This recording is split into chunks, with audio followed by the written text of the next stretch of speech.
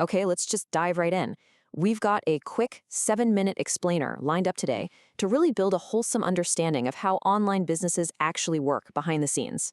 We're going to strip away all those annoying buzzwords and look straight at the actual machinery of e-commerce. Whether you're thinking of starting a business yourself or you literally just want to understand the modern digital economy, this is absolutely going to change how you look at every single online purchase. So, to kick things off, we really have to challenge this common beginner's myth, the idea that an online store is simply, a digital shop counter. It's so easy to look at a sleek website and think, aha, they sell products. But honestly, a website is literally just a screen. The real business, the actual heavy lifting, is what happens after you click. Think of it like a bustling, real-world market. The storefront you see is just the visible tip of this massive, complex network designed to make buying feel super simple and trustworthy. At its core, an online store is fundamentally a coordination engine, right? Its entire purpose is to match someone who wants a product with someone who can supply it, all while totally removing the friction in between. Because let's be real, as a customer, you don't want to think about warehousing or crazy shipping logistics. You just want a clear price, a solid promise, and a simple path to actually pay for the thing. So here's our quick roadmap for today. We'll start by redefining the online store, then break down the mechanics of dropshipping, zoom out to the hidden e-commerce chain, compare traditional retail versus dropshipping, and finally wrap up with a complete business mindset shift. Let's get to it. Starting right off with Section 1, redefining the online store and the separation of jobs. You see, traditional commerce has pretty much always bundled two main jobs together, holding the physical stock and selling that stock. But dropshipping completely changes the game. It completely separates the act of selling a product from the physical act of storing it. When a customer buys an item, the store just forwards that exact order to a third-party supplier, who then ships it directly to the buyer.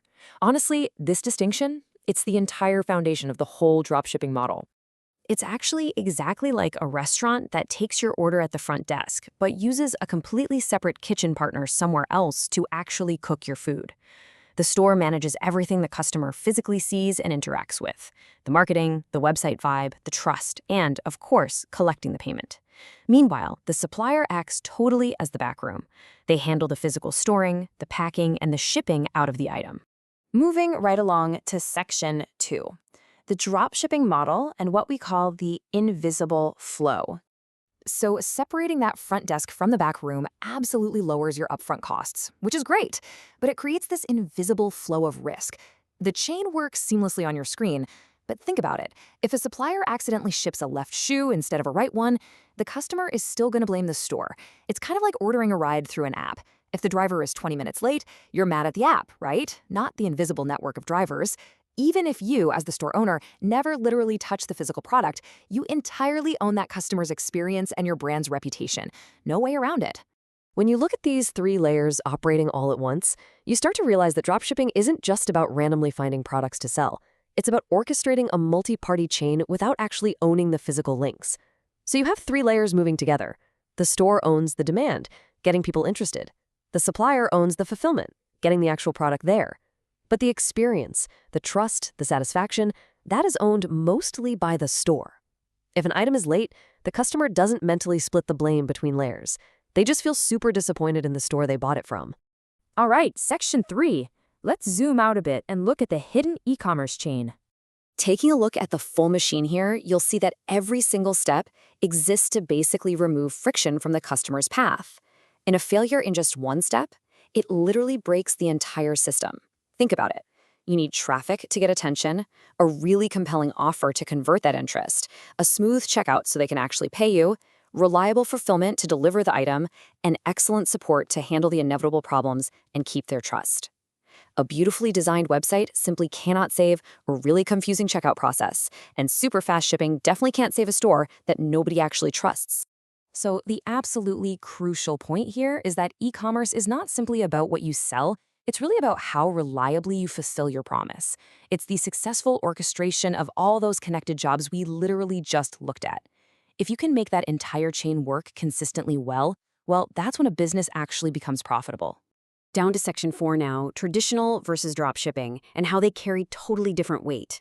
You see, both models use the exact same e-commerce skeleton, but they distribute the weight and the risk very, very differently.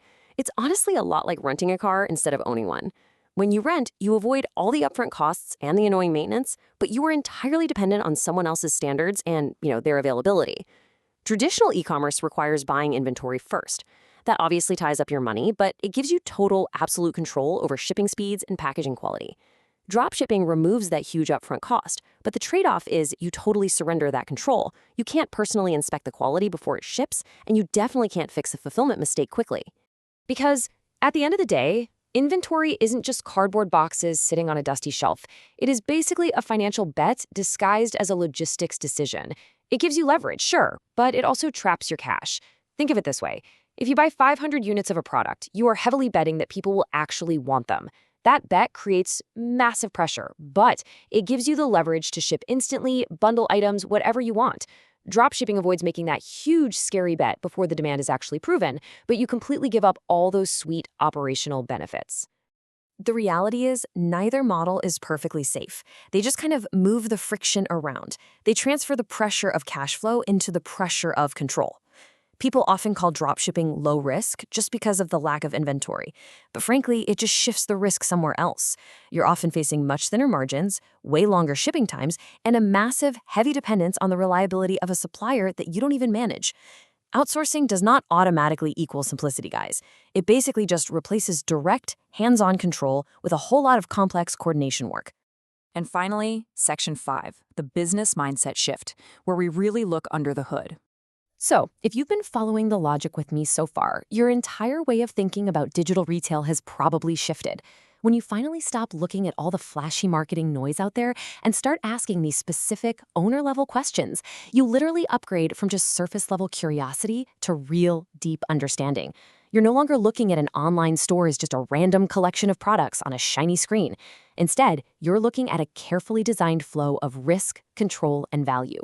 You can spot exactly why a business might look totally easy on the outside, but remain incredibly fragile underneath the hood. So, take this mental model with you, and I promise you will never look at an online purchase the exact same way again. Seriously, the next time you're about to click Buy Now, just stop and ask yourself, are you paying a business that actually controls its promise, or are you just paying for a really, really convincing front desk? Think about it. Thanks for joining me on this explainer, and keep questioning the mechanics behind the screen.